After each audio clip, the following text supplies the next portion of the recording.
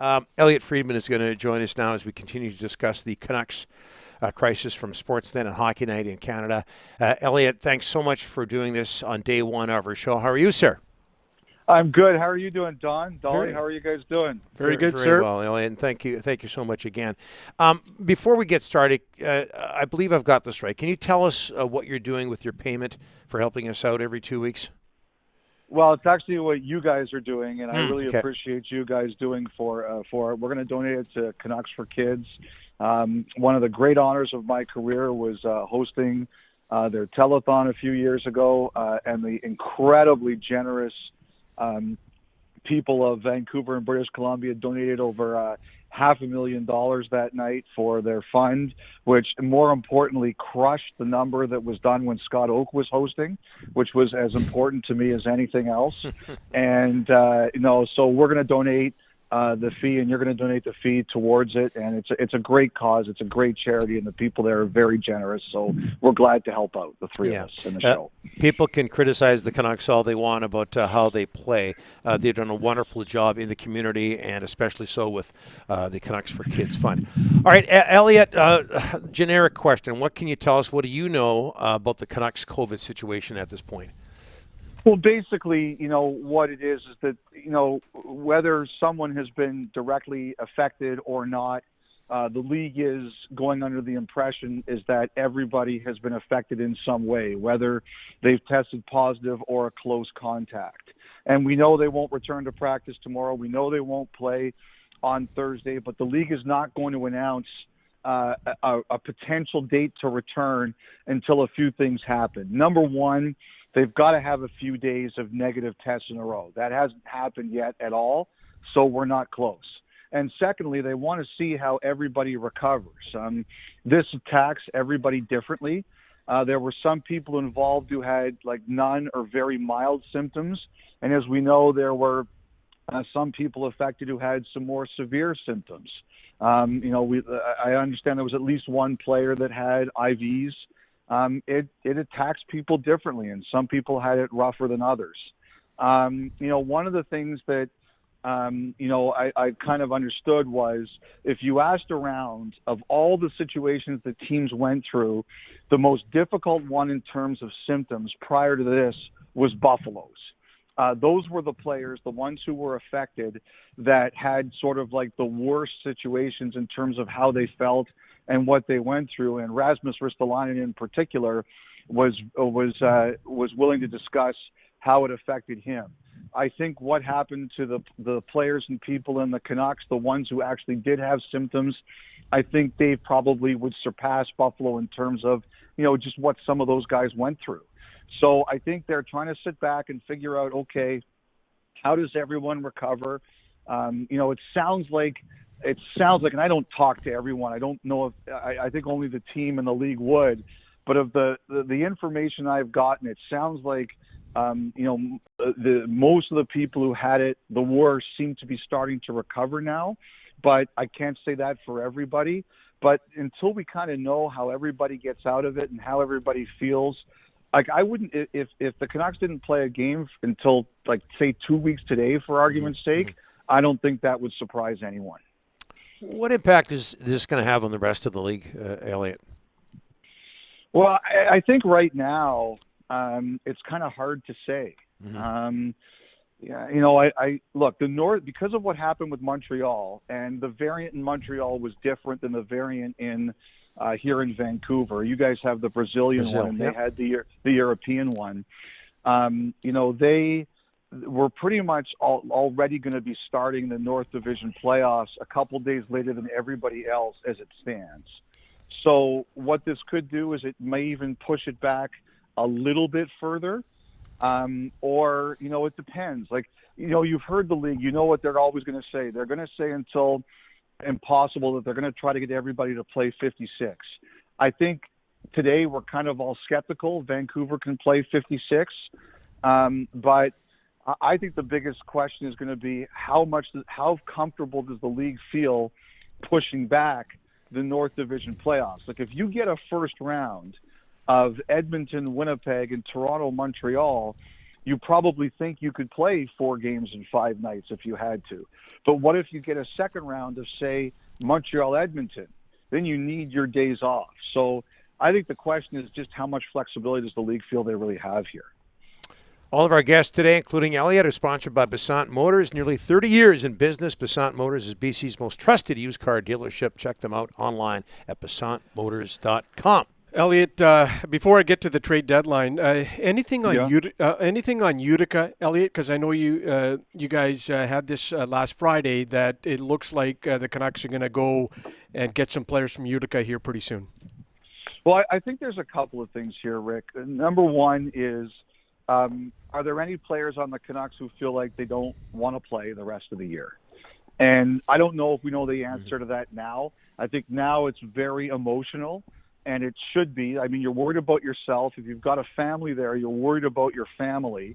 So, like, how do you feel now as opposed to like a week from now or 10 days from now? So I think that's one thing they're going to sort out. Number two, is there anybody that can't play for the rest of the season? And we hope not.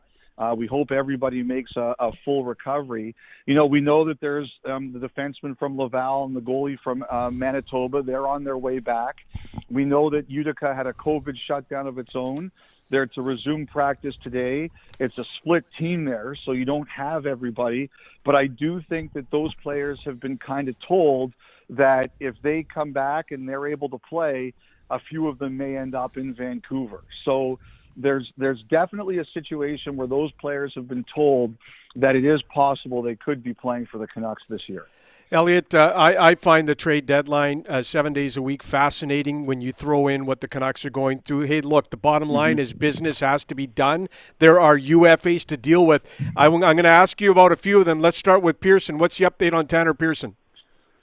I think the update on Pearson is, the one thing I would just say, Rick, is that, and I would be careful with everything here, is I don't know how this affects all of that. Right. Like, Pearson was not with the team when the outbreak hit, which is probably the best possible news for him.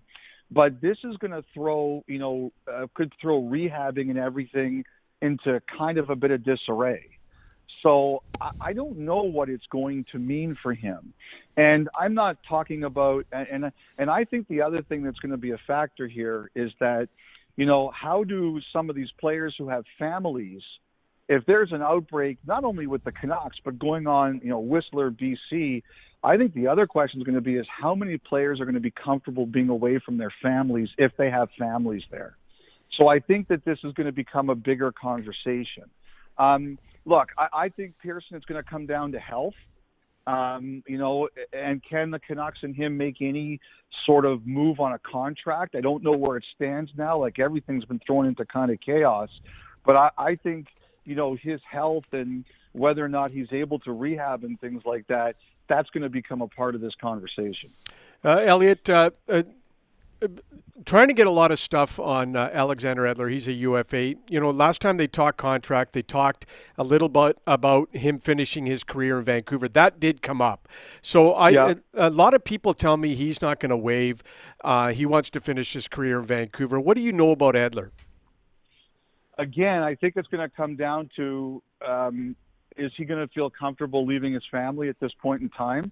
Like, I think that that's something that might be an issue for a few of these players. Yep. And the other thing, too, is I have generally, though, heard that, Rick, that Edler's preference is to stay. Yes. So I haven't heard his name much in the last week. Now, that doesn't mean it's not out there or people haven't talked about it, but the talk around him has been pretty quiet, and I think it's because most people believe he prefers to stay. Yeah, I agree. Elliotte, just switching gears here, Florida playing so well. They've won 6 straight, playing without Aaron Ekblad on top of the overall standings. Are you a believer in that team? I am this year. Yeah.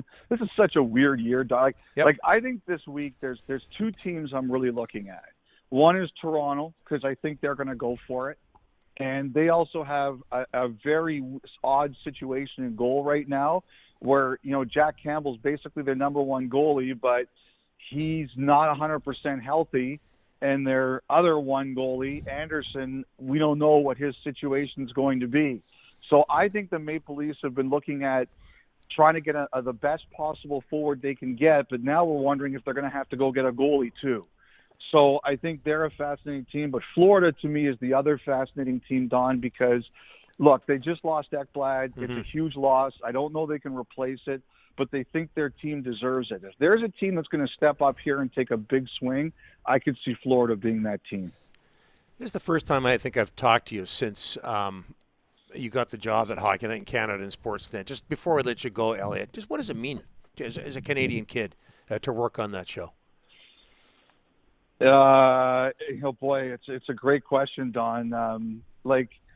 I like to have fun at a lot of things, but every time I go on air, every night I go on that show, I always say to myself, this is a big legacy. Don't screw it up. Like, it's so much bigger than me. I think about that all the time. And I'm sure that a lot of people have fun with that answer, saying too late, you already screwed it up. But I take it very seriously. I love the show and I love being part of it. And I know to a lot of people out there it's very meaningful, and I do take that very seriously. Well, I think you're doing well, my friend. Thanks so much for this. We really appreciate it on day one of the show. We'll talk to you in a couple of weeks. Well, let me just say to you guys, I wish you guys the best. There's a lot of independent media popping up in Vancouver. We need it to do well, and I'm glad to be a small part of it, and I know it's going to be great because you guys are both entertaining and the set looks good. All the best, guys. And Elliotte, I'm going to call you in about 45 minutes. I got something for you. Okay. All right. Good luck with that, Elliotte. Okay. All right. Okay. Well, our thanks to Elliotte Friedman. And like I said, he's going to join us every second Monday on Donnie and Dolly. You wanted to say something? Yeah. No, it's really nice that Elliotte, came on our show. He's a big name. Nobody gets Canucks Twitter fired up. Well, this Damien Cox guy did it on the weekend. But no one gets Canucks Twitter fired up, riled up like Elliotte Friedman. And again, he'll join us every second Monday. And all of our guests today sponsored by Besant Motors.